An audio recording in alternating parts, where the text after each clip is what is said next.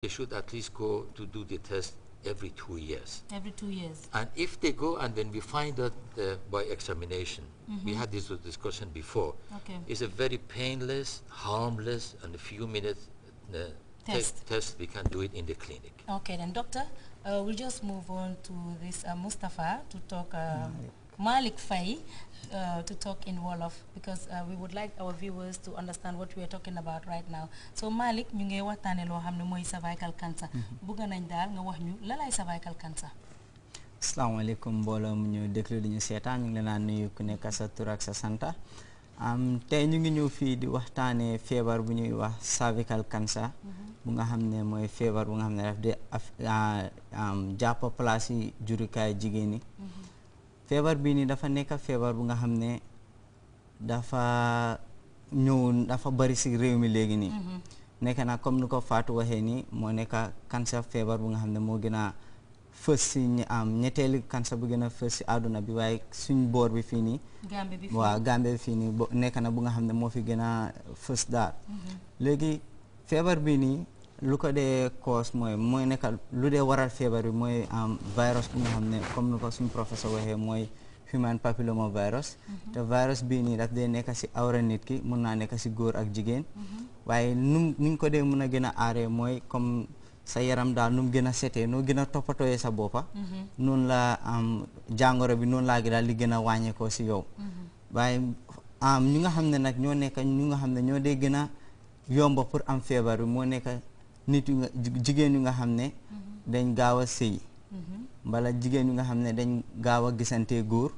waaw ñii nii dafa nekk ñu nga xam ne dañ ci dee waaw dañ dee teel a gisante góor loolu noonu bokk na si ñu nga xam ne ñoo ko dee gën a teel a ñoo dee gën a mun a teel a am feebar bi nii.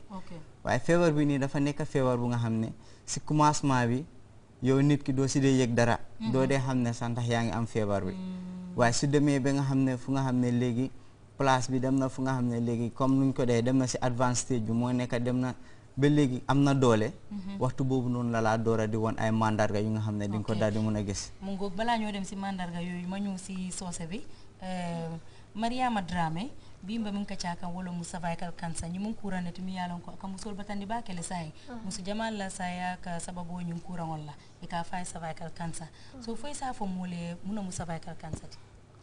Assalamu alaikum badi won be jibe kanyntem wala malbe konto na alto la nal konto ngala bi mol bi jang ga ko min kacha wala cervical cancer ti mu cancer ti mi yalon ko aka wulu musola wulu nyangon kan ala kan nyinga ko le affect ndunga kurang ni sala wulu nyango nying ay kan le soto kan nying kurang ko le akole muta so kurang nying asiata na banko kan ñing saintenti mbakele ndunga ko muso ay falan ko muso dindi wala ko legi akole jana afek muso dindi ngol mini be sanji tan sabakata sanji tan nani akole afek bake ñin kurango dal ka min aka minimuta min ko kurango ñing cause wala ka fo kurang keso mi ka fa human papilloma virus ñi virus wo ñinga ka sawuning nini mo ka nal kafuta nini mo kafuta mi alko ñi kuran keso mi alko ñi kuran keso soto wala na aka sawum wala ñama jama min ka soto wala mol min yalan ko ifututa juna mol min fana yalan ko ni mo jama ka fat mo fata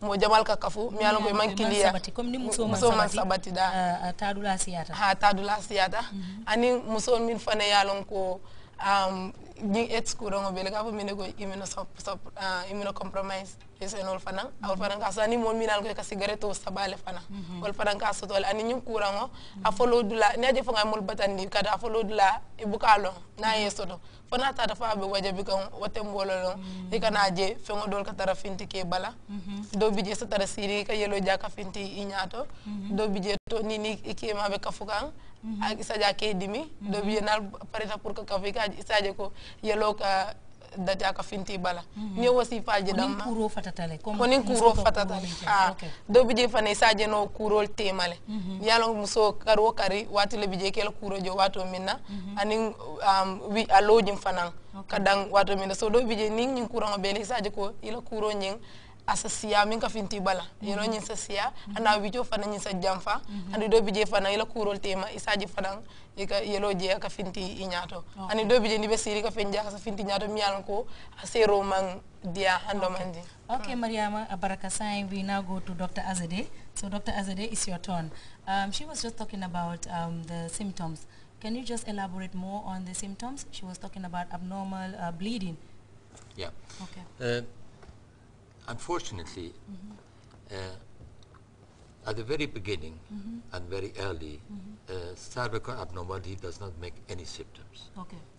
And this is why you said if you don't have a symptom, it doesn't mean that you had that you are free from cervical cancer. This is why this test is being created. That every 2 years, whether you have a symptom or you don't have a symptom, go for this test to do. Okay. When the test is normal, normal cells, so we advise them, okay, for now you are okay. But if you keep yourself a bit decent, faithful, and then you don't have a multiple partner. Okay, multiple partners. Multiple partners is one of the commonest cases, that they can get easier this cervical cancer. Okay. Then in 2 years' time, you need to come back. We have to do check again. Okay. So from the age of maybe 14, 15, down to up to the age of 45, 50 age, that's every 2 years they should this test.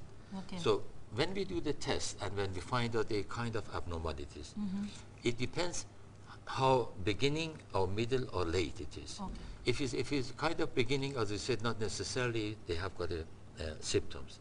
But then if they go a bit further, they will have the kind of bleeding, as she's mentioned about the bleeding. Which is different from your regular menstruation. That's correct. That's correct. Because regular menstrual period, we have menstrual period once a month for a few days and stop. And stop. That there should not be any bleeding until your next menstrual period. Okay. But this is something which you can be in between the period. And in very particular, they have got a bleeding after intercourse, after having contact with the husband. And this is, if someone comes with this complaint, it's a very classical symptom of the something abnormal going on at the neck of the womb. Okay. So this is the high time for us to take the test and to look under the microscope to find out what kind of abnormality it is and how deep this abnormality has gone into the neck of the womb. Okay. So thereafter, there are some surgical treatment are available. Okay then. But before we go further, Malik, fu mu nekk nii lu ñu doon waxtaan mooy mbiri cervical cancer soo ko amee mandarga yi nga day gis loolu lañ bëgg nga waxtaanee. waaw comme nu ma ko waxee woon rek mandarga yi si commencement bi du la dee woon benn mandarga. si commencement yi jàngoro bi doo dee am benn mandarga waaye su demee ba si kanam si la dee woon ay mandarga te mandarga yu mu la dee woon mooy comme dangaa toog di gis deret muy génn si sa awra bi. deret bu nga xam ne dafa uti ak sa fuut. waaw ba pare tamit soo sëyee ak sa jëkkër soo paree loolu noonu dangaa gis ne tamit deret daf di daal di génn si sa awra bi tamit.